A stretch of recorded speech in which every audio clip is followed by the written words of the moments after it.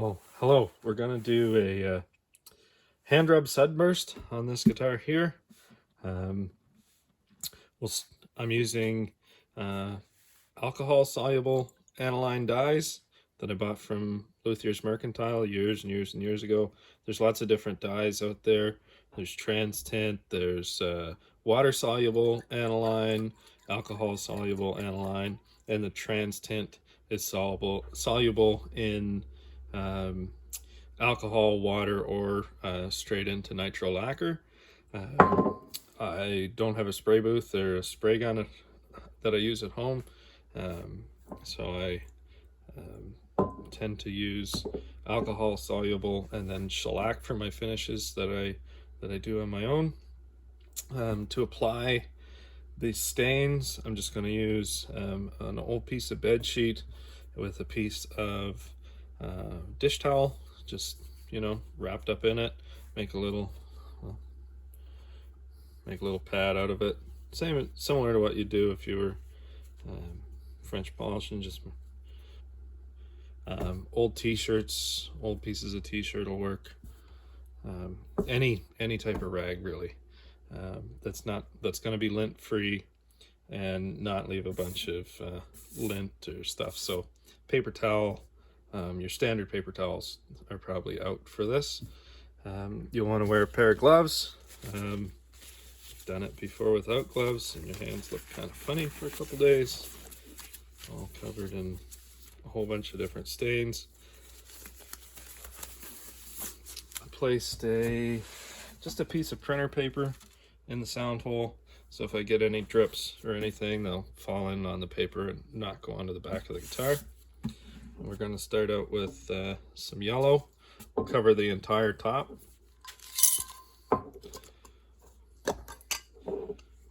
These bindings still have a sharp edge around them. I've just sanded the top flat. I put an egg wash coat, just some egg whites that I just stirred up after I separated them from the yolks. That should hopefully prevent the stain from sucking into the grain in at different rates in different areas and give me a blotchy look. This type of sunburst always does have some blotchy look, and it'll look different than a sprayed sunburst. Gibson did this in the 20s and up into about 1930, early 30s. They did a hand applied one and then they switched to spraying them on. So any Gibson J45 sunburst that you see is a sprayed one. This has got a little different look to it.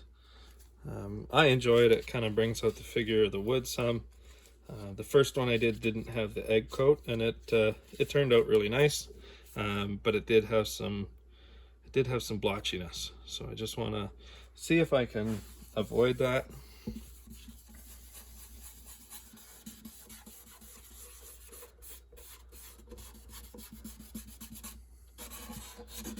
Don't forget to get the edge of the sound hole with your stain as you're going around. It'll look kind of funny later on if that's standing out and very bright.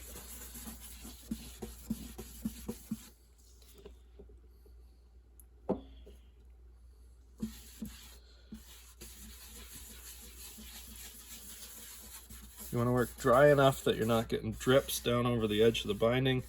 If you do, you'll just have to scrape that off later. Plastic binding, it doesn't sink in too deep, so it's easy to scrape it off. And that's one of the things. I just left this binding sharp because I know I'm gonna have to scrape it off to clean off the stain and round the binding edges over later on. You want to round your binding ledges over, except for up here by the neck joint. You want a nice tight joint there, but for comfort of for your arm when you're playing and up against your ribs, you want to round that binding over. It makes a big difference in how the guitar feels for the player.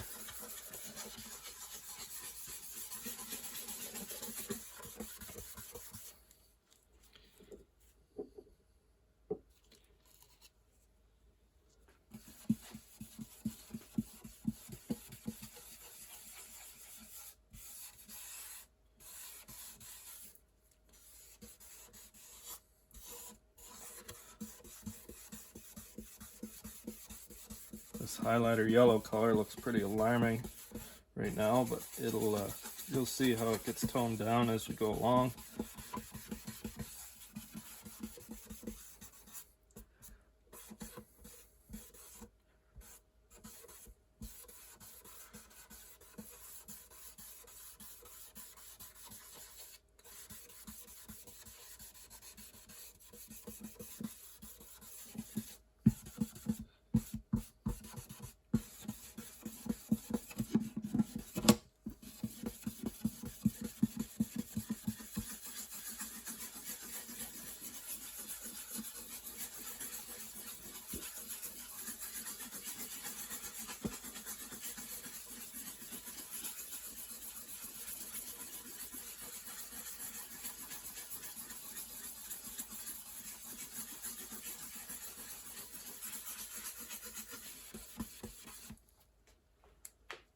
You can already see, don't know if you can see it so well on the camera, but just the way the light reflects, once you get this stain on, you can see how the run out of the wood is. Currently in this position, this side is darker and this side's lighter.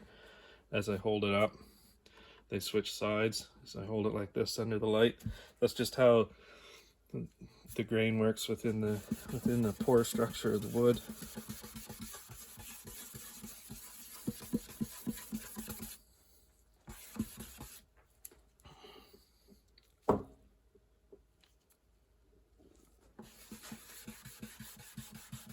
One of the things you'll notice with this type of sunburst, they tend to be seen more on mandolins, and they tend to, some guitar sunbursts, they get really black out around the edge. These ones always, with the dyes, at least with mine, they always let the edges, you can see the grain of the wood all the way to the edge. Even when it gets very dark, you can see the growth lines.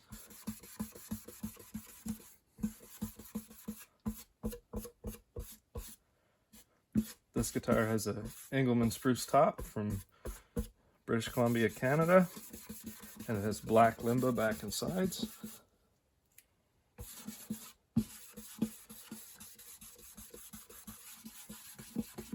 It's the first time I've worked with both of these woods, so it'll be interesting to hear what they sound like.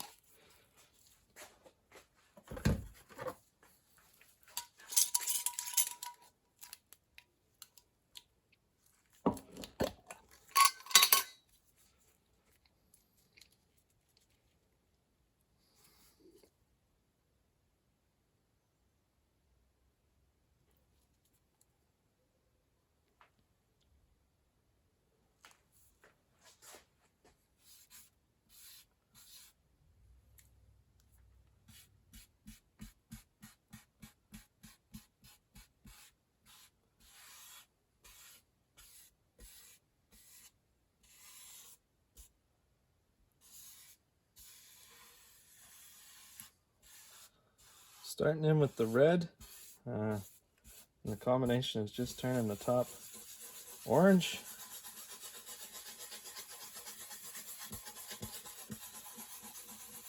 And that's okay, that's what we want.